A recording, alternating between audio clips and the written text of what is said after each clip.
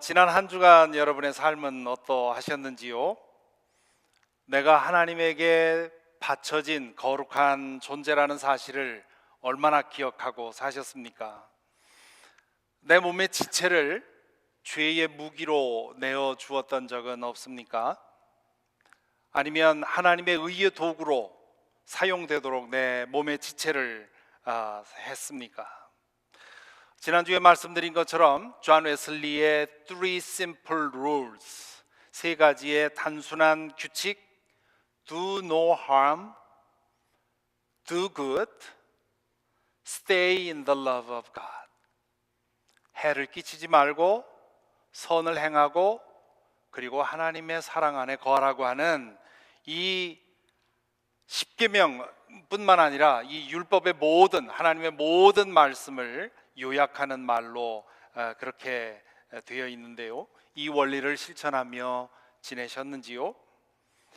지난주 제가 말씀 속에서 나눈 주제는 우리가 영성이 방전되는 것에 따라서 죄의 유혹이 강해진다고 했습니다. 그렇기 때문에 이 죄와의 싸움은 매일의 영적 전쟁입니다. 이 영적 전쟁에서 이길 수 있는 두 가지 전략을 바울 사도가 우리에게 전해 주었다고 했죠. 하나는 마음을 지켜라. 내가 믿음으로 세례를 받을 때 내 존재가 어떻게 변화가 되었는지 그 사실을 잊지 않도록 마음을 늘 지켜라. 그리고 둘째는 몸을 지켜라. 내 몸의 지체가 죄의 도구로 사용되지 않도록 몸의 지체를 내어주지 말라. 그렇게 전략을 말씀을 해주셨습니다. 이 영적 전쟁은 싸우기만 하면 이기는 전쟁입니다. 그러기 위해서 사탄은 우리의 이 방어력을 약화시키기 위해서 끊임없이 우리를 흔듭니다. 우리의 방어력을 약화시키기 위해서 사탄이 사용하는 전략이 속임수입니다. 우리의 마음에 끊임없이 거짓말을 속삭입니다. 예수님은 요한복음 8장에서 사탄을 거짓의 아비라 그렇게 정의했습니다. 하나님이 진리의 본체시라면 사탄은 거짓의 본체입니다. 거짓의 본체라는 말은 그저 했다 하면 거짓말이라 그런 뜻입니다. 사탄의 거짓말에 속아 넘어가면 우리 자신, 우리 스스로의 발로 예수 그리스도로부터 사탄에게로 넘어갑니다. 우리의 지체를 죄의 도구로 내어주게 되지요. 그래서 결국은 죄의 노예가 됩니다. 사탄이 우리의 방어력을 약화시키기 위해서 우리의 마음에 끊임없이 속삭이는 거짓말들이 굉장히 많은데 그 중에 오늘 세 가지를, 특별히 아주 중요한 거짓말 세 가지를 여러분과 함께 나누려고 합니다. 이 사탄의 세 가지 거짓말은 창세기 3장에 나와 있는 아담과 하와 그리고 뱀과의 대화에 그대로 나와 있습니다. 이 사탄의 거대한 거짓말, 그 첫 번째 거짓말은 에덴 동산에서 아담과 하와가 나눈 대화 속에 나오는데요. 창세기 3장 1절에 보면 사탄이 하와에게 이렇게 묻지요. 하나님이 정말 너희에게 동산 안에 있는 모든 나무의 열매를 먹지 말라고 말씀하셨느냐? 자, 여기 이 말에 보면 거짓의 아비다운 아주 고도의 계산이 깔려 있습니다. 하나님이 하신 말씀은 뭡니까? 이 동산에 있는 모든 과실은 다 먹어도 된다. 다만 선악을 알게 하는 나무 열매만은 먹지 말라고 했습니다. 그런데 사탄은 그것을 뒤집어서 이 나무 열매 아무것도 먹지 말라더냐? 그렇게 묻죠. 먹지 말라고 했다고 하는 이 부정적인 이 측면을 강조하는 겁니다. 그러자 하와가 이렇게 대답을 합니다. 우리는 동산 안에 있는 나무의 열매를 먹을 수 있다. 그러나 하나님은 동산 한가운데 있는 나무의 열매는 먹지도 말고 만지지도 말라고 하셨다. 어기면 우리가 죽는다고 하셨다. 자, 여기도 보면 먹지도 말고 만지지도 말라고 하셨다 라고 대답을 하지요. 하나님은 먹지 말라고 하셨지 만지지도 말라 이렇게 말씀을 하지 않았습니다. 하나님이 금지하신 것에 대한 불만이 이 하와의 마음속에서 스물스물 올라오고 있는 것을 보게 되죠. 그러자 뱀이 이렇게 말합니다. 3장 5절에 보면 너희는 절대로 죽지 않는다. 하나님은 너희가 그 나무의 열매를 먹으면 너희의 눈이 밝아지고 하나님처럼 되어서 선과 악을 알게 된다는 것을 아시고 그렇게 말씀하신 것이다. 이 말로써 사탄은 하나님의 의도에 대해서 의심을 품게 만듭니다. 하나님이 금지하신 것에 대해서 불만을 가지게 하는 것에서 멈추지 않고 의심하는 것으로 넘어가게 만들지요. 선악을 알게 하는 나무의 열매를 먹지 못하게 한 것은 다른 이유가 있다는 겁니다. 하나님을 다 믿지 말라는 것이지요. 이것이 사탄의 첫 번째 거짓말, 가장 큰 거짓말입니다. 하나님을 무턱대고 믿지 마라. 하나님은 너희를 100% 사랑하지 않으신다. 그분에겐 꿍꿍이가 있다. 이 하나님의 선의를 의심하고 나면 그분의 말씀에 순종하는 것이 흔들리게 됩니다.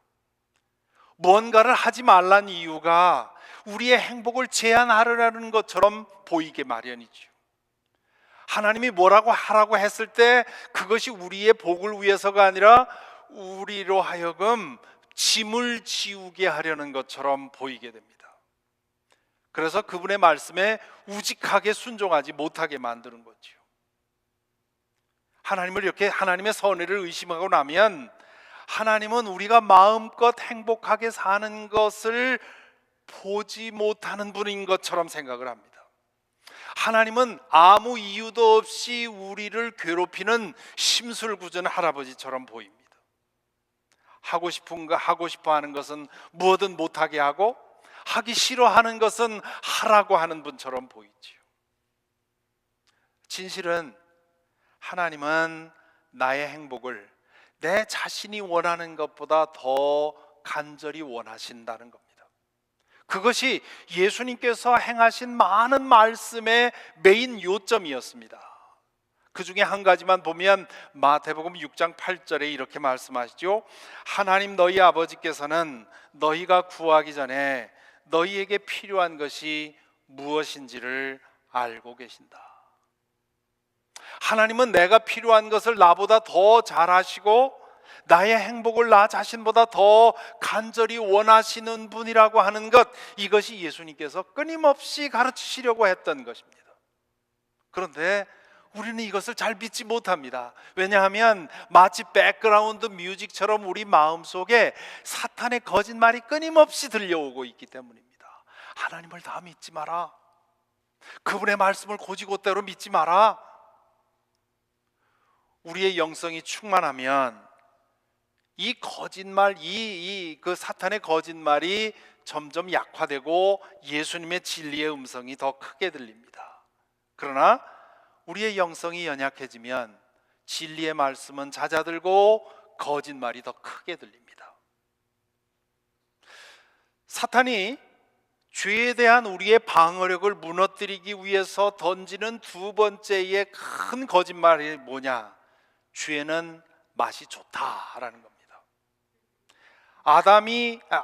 뱀이 하와에게 하나님에 대한 의심을 심어주고 났을 때 하와에게 일어난 변화를 보십시오. 창세기 3장 6절에 보면 여자가 그 나무의 열매를 보니 먹음직도 하고 보암직도 하였다.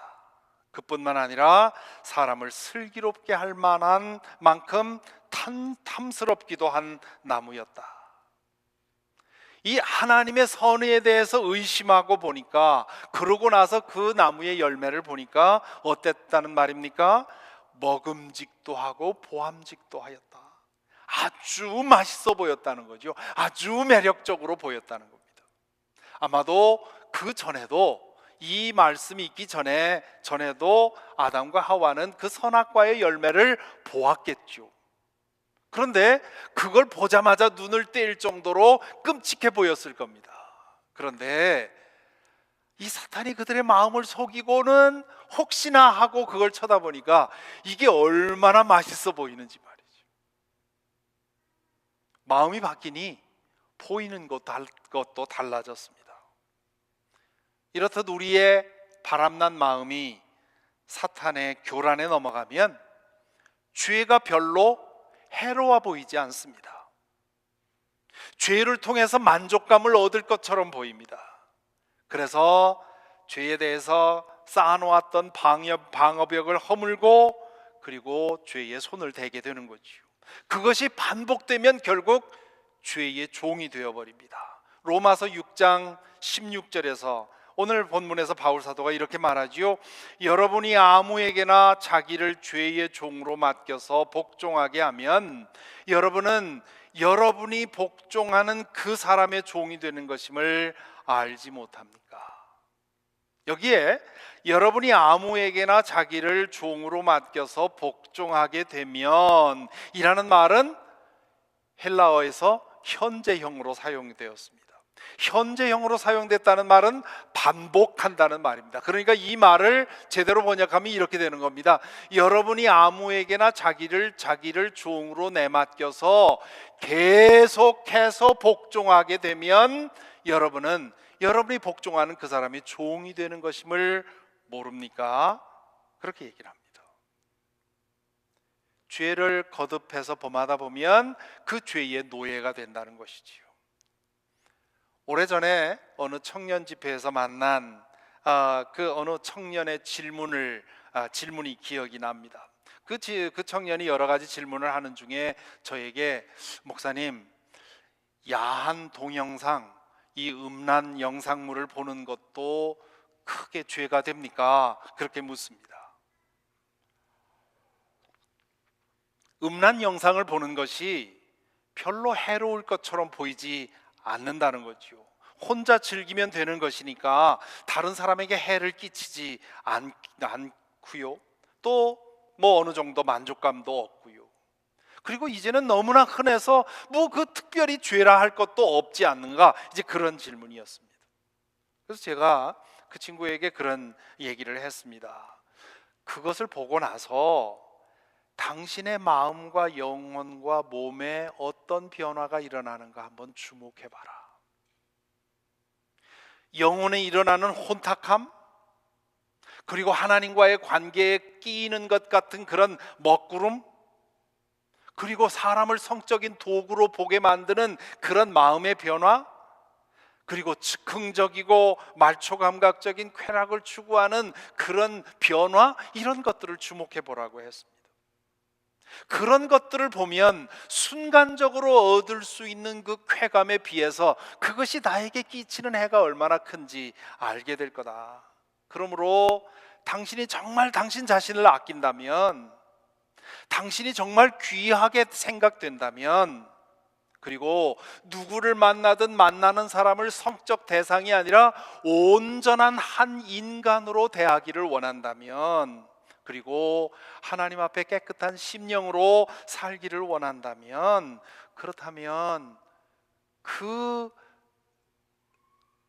시간을 통해서 당신이 얻는 쾌감에 비해서 그것을 통해서 얻는 해가 얼마나 큰지를 알면 그 유혹이 별로 문제가 되지 않을 거다. 모든 죄가 그렇습니다. 죄는 그것을 통해서 얻는 일시적인 즐거움이 있습니다. 그리고 사탄에게 속으면 그 죄가 그리 나빠 보이지 않습니다. 때로는 우리는 죄를 그럴듯한 논리로 미화시키기도 하지요. 불륜을 범하면서 운명적인 사람을 만났다고 그렇게 미화하는 경우도 있지요. 그동안 찾지 못했던 완전한 사랑을 찾았다고 얘기를 합니다. 어떤 사람은 그런 운명의 사람을 여러 번 만나기도 하더군요. 스스로를 속이는 겁니다. 진실은 죄는 미화할 수가 없습니다. 죄는 죄입니다. 죄는 모두를 불행하게 하는 일입니다. 그 사실을 본다면 아무리 죄의 유혹이 커도 넘어지지 않을 수 있습니다. 죄는 가장 먼저 자신을 불행하게 만들지요. 죄가 즐거움을 통해서 만족을 주는 것 같지만 스스로를 괴롭히는 것입니다. 죄는 스스로를 심판하고 징계하는 일이라고 하는 거 기억할 필요가 있습니다. 뿐만 아니라 죄는 사랑하는 사람에게 상처를 줍니다. 죄는 이기심에서 나오는 거지요. 이기심이 행동으로 표현되면 사랑하는 사람들에게 상처를 줍니다. 또한 죄는 우리가 사는 세상을 지옥으로 만듭니다. 죄는 현실 세상에서 지옥을 미리 경험하게 만드는 도구입니다. 현실에서 우리가 만드는 지옥이 극대화되고 영구화되는 것, 그것이 바로 사후의 지옥입니다. 반면에 우리가 이렇게 함께 모여서 만드는 천국, 그 천국이 극대화되고 영구화되는 것, 그것이 우리가 마지막에 보게 되는 하나님 나라이지요. 오늘 본문에서 사도 바울은 로마 교인들이 죄에 빠져 있을 때를 생각하라고 하면서 이렇게 말합니다. 6장 19절에 보면 여러분이 전에는 자기 지체를 더러움과 불법의 종으로 내맡겨서 불법에 빠져 있었습니다. 또 6장 21절에서는 여러분은 그때에 무슨 열매를 거두었습니까? 이제 와서 여러분이 그러한 생활을 부끄러워합니다. 죄는 불법이고 죄는 알고 보면 부끄러운 일이라는 거지요. 아무도 보지 않는 곳에서 행한 부끄러운 죄, 음행, 욕설, 절도, 폭행, 갑질, 사기, 험담, 이런 것들이 녹취가 되거나 혹은 CCTV를 통해서 녹화가 되어서 나중에 드러나는 경우가 있지요. 그런 장면을 볼 때마다 생각하는 것은 하나님의 심판대 앞에서는 이 죄가 얼마나 더 부끄러울까. 믿는 사람은 죄가 어리석은 일이고 부끄러운 일이고 두려운 일이라는 것을 알게 되죠. 죄에 대한 우리의 방어력을 약화시키는 세 번째 사탄의 거짓말은 죄의 끝은 없다는 것입니다. 우리 속담에 악한 끝은 없어도 선한 끝은 있다라는 말이 있습니다. 악한 끝은 있어도 악한 끝은 없어도 선한 끝은 있다. 이게 무슨 말이냐 하면 악한 사람의 잘 되는 일은 없지만 선한 사람은 분명히 잘 된다, 그런 뜻이지요. 그런데 사람들이 이것을 오해합니다. 악하게 사는 삶에 대해서 징벌은 받지 않아도 선하게 사는 사람은 보상을 받는다, 이런 식으로 오해를 합니다. 이렇게 오해하는 이유는 왜일까요? 자신이 행한 악에 대한 결과가 없게 되기를 바라는 마음 때문이 아닐까요? 사탄이 우리의 마음에 끊임없이 속삭이는 거짓말, 죄를 지어도 두려워할 것 없다, 죄는 때로 좋은 결과를 가져온다, 그런 거짓말을 우리에게 속삭입니다. 창세기 3장 6절에 보면 하와에게 일어난 변화, 하와가 일어난 변화를 이렇게 얘기를 하죠. 아까 읽은 말씀입니다마는 3장 6절에 보면 여자가 그 나무의 열매를 보니 먹음직도 하고 보암직도 하였다. 죄가 달콤해 보였다는 말입니다.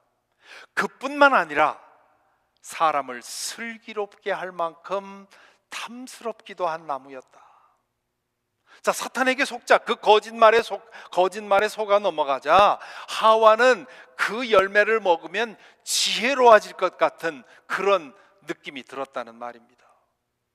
아무리 그 열매를 보아도 저렇게 탐스러운 열매 속에 독이 있을 것 같지 않았던 거죠.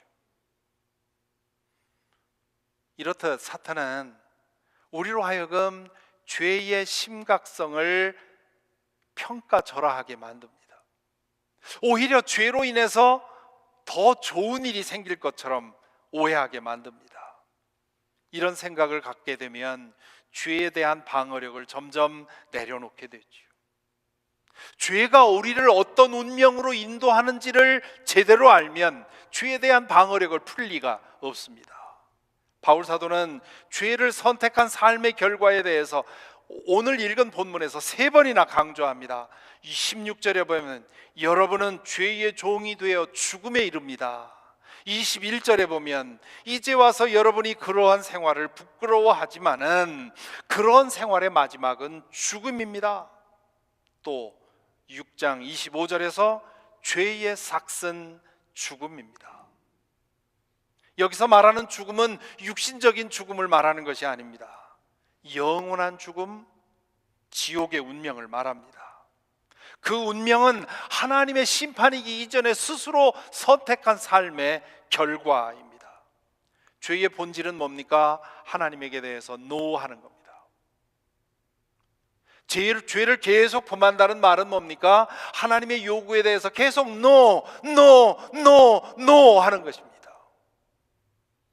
그렇게 하나님에게 계속 no 하다가 그렇게 인생이 맞춰지면 결국 eternal no, 하나님과의 완전하고 영원한 분리가 일어난다는 겁니다. 이 땅에 사는 동안 하나님의 은혜는 모두에게 열려 있습니다. 믿지 않는 사람도 하나님의 은혜 때문에 살아갑니다. 그래서 예수님이 뭐라고 했습니까? 하늘 아버지께서는 악한 사람에게나 선한 사람에게나 똑같이 해를 떠오르게 하시고 의로운 사람에게나 불의한 사람에게나 똑같이 비를 내려주신다. 믿는 사람이나 믿지 않는 사람이나 똑같이 하나님의 은혜를 받고 살아갑니다. 다만 믿지 않는다는 건 무슨 뜻이냐? 하나님의 은혜 가운데 안에 살면서도 그 사실을 부정하고 계속 쉴드를 치면서 살아가는 겁니다. 그 마지막은 하나님과의 완전한 결별입니다. 그러면 하나님에게서 그동안 오던 모든 은혜가 차단이 됩니다. 철저한 암흑, 철저한 소외, 철저한 외로움, 철저한 두려움, 이것이 그 운명인 것이지요. 마태복음 25장 30절에서 예수님이 달란트의 비유를 말씀하시면서 이 쓸모없는 종을 바깥 어두운 데로 내쫓아라. 거기서 슬피 울며 이를 가는 일이 있을 것이다 말씀하신 것, 바로 그것이 하나님의 사랑, 하나님의 은혜로부터 영원히 분리되는 운명을 말합니다. 사탄이 우리를 흔들기 위해서 속이는 3가지 거짓말, 이 거짓말이 수없이 많이 있는데 그 중에 가장 조심해야 될 3가지 거짓말, 하나님을 무턱대고 믿지 말라, 죄는 맛이 좋다, 죄의 끝은 없다. 이 거짓말에 속으면 하나님께서 예수 그리스도를 통해 마련하신 그 구원의 은혜가 나에게는 아무 의미가 없어집니다. 하나님께서 인간에게 주신 그 엄청난 선물, 사탄은 이 거짓말로써 우리로 하여금 그 선물을 우리 스스로의 손으로 반납하게 만듭니다. 그 구원의 선물에 대해서 바울 사도는 오늘 말씀 22절에서 아주 한 문장으로 간략하게 요약해 놓고 있습니다. 이제 여러분은 죄에서 해방을 받고 하나님의 종이 되어서 거룩함에 이르는 삶의 열매를 맺고 있습니다.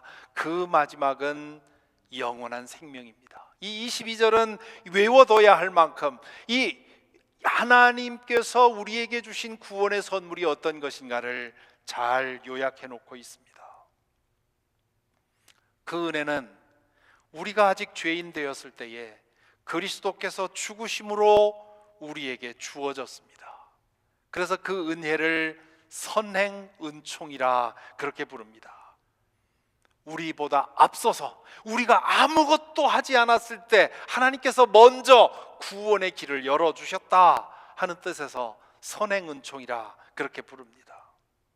2000년 전에 주어진 하나님의 은혜에 우리가 믿음으로 접속하면 그 은혜는 우리에게 그리스도의 의를 덧입혀 주시고 죄인임에도 불구하고 의롭다고 인정해 주십니다. 그것을 칭의의 은혜라 그렇게 부르지요. Justifying grace, justification. 우리가 죄인이지만 의롭다고 인정해 주시는, 선언해 주시는 은혜입니다. 믿음 안에서 의롭다는 인정을 받고 그리스도 안에 계속 머물러 살아갈 때 그 은혜는 우리를 거룩하게 변화시켜 주십니다. 그것을 성화, sanctification이라 그렇게 부르지요.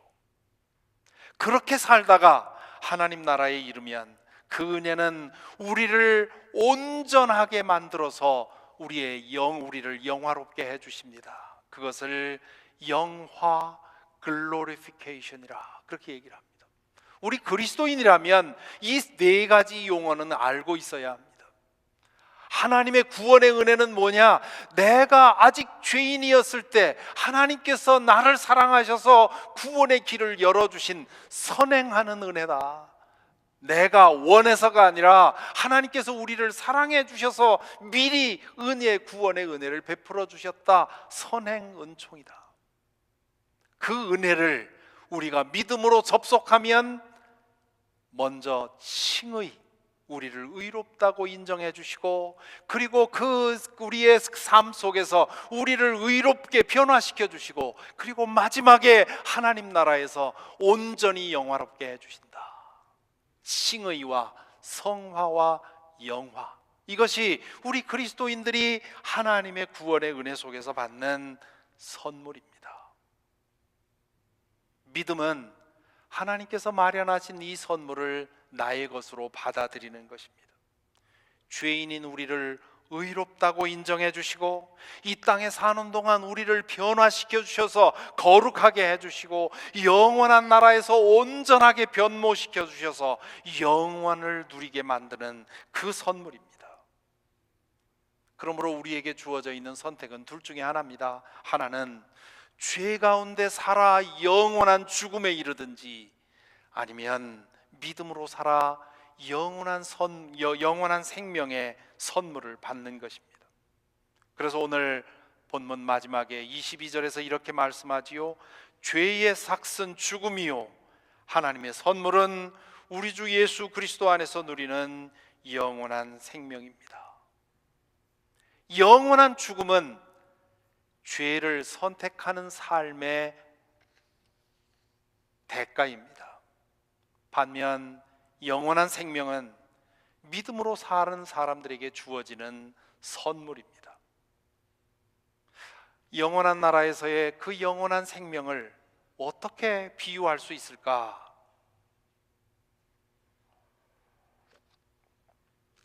지금 우리로서는 도무지 상상할 수 없는 어마어마한 것입니다. 마치 어머니 모태에 있는 태아가 이 세상에 우리가 살아가는 이 삶을 이해할 수 없는 것처럼, 비유할 수 없는 것처럼, 이 땅에 우리의 이 80년 인생은 하나님 나라에서의 영원한 인생에 비할 때 아무것도 아닙니다. 그렇기 때문에 예수님께서는 그 하나님 나라를 보게 되면 이 땅에서의 삶은 모든 것은 다 상대화된다고 얘기하셨죠. 이것을 어떻게 비유할 수 있을까 곰곰이 생각하다 보니까 개미집 생각이 났습니다.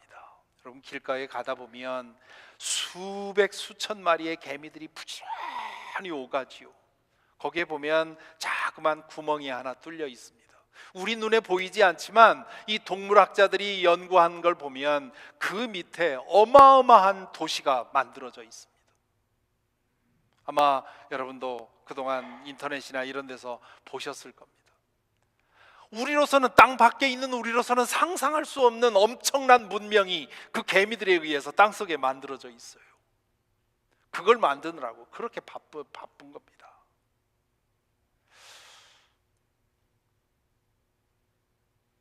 그 개미들에게는 그게 어마어마한 문명이고 어마어마한 업적이겠죠. 근데 우리 인간의 입장에서 보면 별로 대단해 보이지 않지 않습니까? 하나님의 영원한 나라에서 우리 이 땅에서 우리 인간의 삶을 보면 그런 것 아닐까?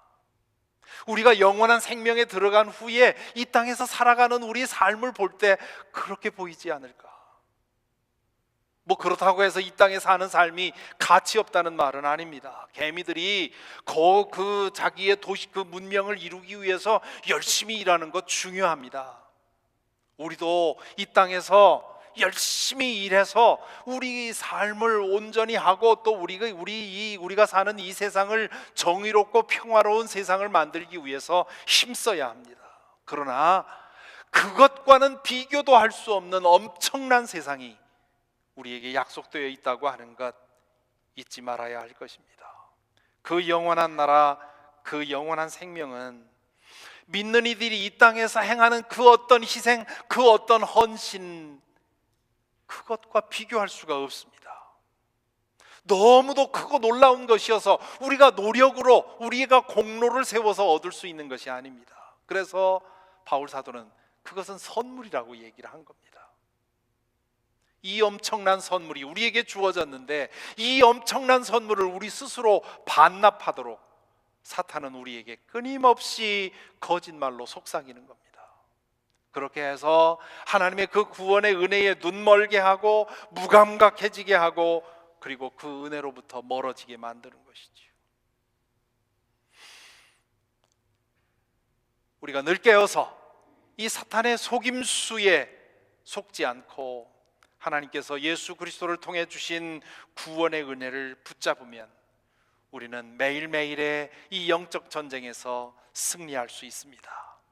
부디 이 은혜 안에 머물러서 그 은혜의 능력을 경험하면서 영원한 나라에서의 영원한 생명에 이르기까지 거룩한 삶을 살고 거룩한 삶의 열매를 맺는 저와 여러분이 되기를 간절히 기원합니다.